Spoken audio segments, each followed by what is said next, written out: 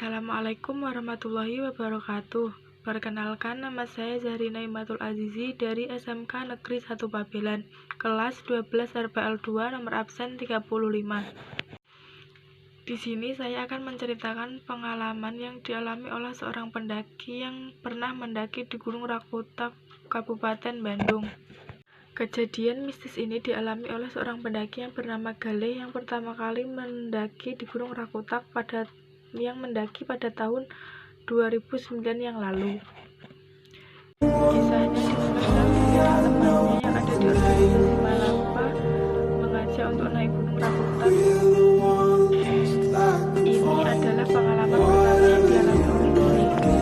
Galih bersama temannya berangkat pada hari Jumat. Dari Jatinangor mereka naik angkot menuju ke Majalaya.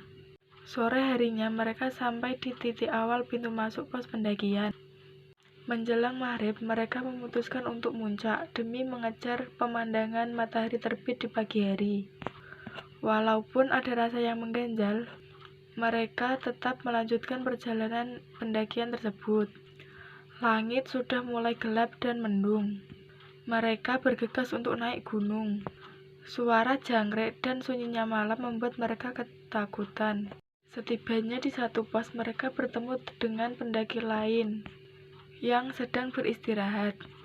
"Mas, mau nanjak bareng sama kita aja?"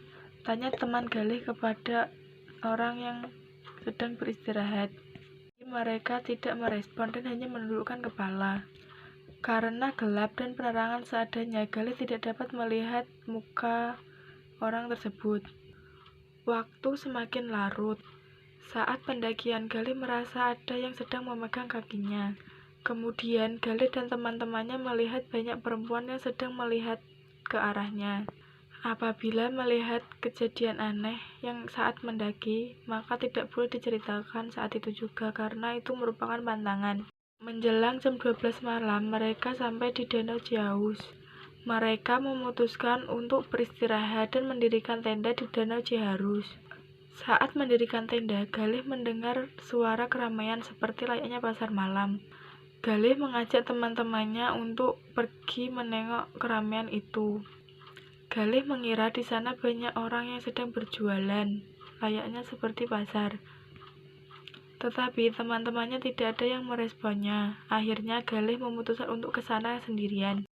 Setelah menghampiri keramaian tersebut, Galih melihat banyak sekali orang yang sedang berjualan di sana. Para pedagang di sana berinteraksi menggunakan bahasa Sunda. Tetapi anehnya tidak ada orang yang menggunakan jaket di dalam kondisi yang sangat dingin. Setelah makan, Galih kembali ke tenda dan menceritakan pengalamannya kepada temannya. Tetapi temannya tidak ada yang merespon Galih. 1 jam kemudian mereka memutuskan untuk beristirahat. Pagi harinya, Galih melihat ada tenda di sebelah tenda tempat tidur Galih. Ada pendaki lain yang sampai di Danau Ciharus tadi malam. Setelah berkenalan, mereka memutuskan untuk naik ke puncak gunung bersama. Mereka mengambil foto pemandangan, selfie, dan mengobrol sampai siang. Setelah merasa puas, mereka memutuskan untuk turun gunung melalui rute yang sama, yaitu melewati Sungai Ciharus. Galih ingat, rute ini melewati pasar malam kemarin. Saat melewati tempat tersebut, Galih merasa heran karena tidak ada apapun di sana. Saat berjalan, Galih tidak sengaja menginjak batu. Saat diarahkan senternya, ia melihat makam tua tanpa nisan. Kemudian Galih pergi bersama rombongannya untuk mendirikan tenda. "Tolong, tolong, tolong!" teriakan seorang dari tenda di sebelah tenda Galih. Galih dan temannya segera menghampirinya dan melihatnya. Dan ada seorang perempuan yang sedang kesurupan dengan pandangan yang menakutkan. Ia berbicara keras. "Anak ini tidak suci. Dia tidak ada di sini. Aku raja di sini." Galih dan temannya kebingungan saat melihat perempuan yang sedang kesurupan. Ia membaca doa yang ia bisa. Kemudian angin bertiup ke tenda mereka. "Sampurasun, kata kakek yang berpakaian putih yang menghampiri mereka. "Kakek siapa?" tanya Galih dan teman-temannya. Tetapi kakek tersebut tidak menjawabnya dan langsung menghampiri seorang perempuan yang sedang kesurupan tadi. "Kamu benar-benar mengganggu perempuan ini dan mengganggu tempat ini. Pergi dari sini." Setelah ditegur, perempuan tersebut tidak sadarkan diri. Galih menoleh ke belakang untuk berterima kasih kepada kakek yang tadi sudah menolongnya, tetapi kakek tersebut sudah tidak ada dan menghilang entah kemana. Malam itu sangat mencekam.